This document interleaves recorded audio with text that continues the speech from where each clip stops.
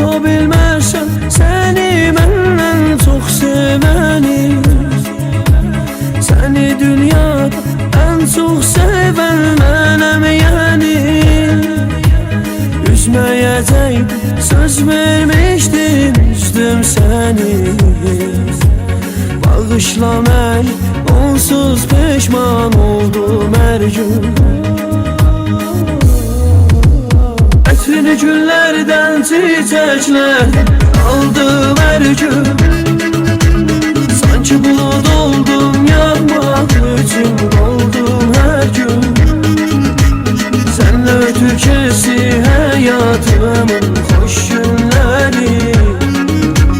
Sən inan ki hər an hər gün yada saldım hər gün.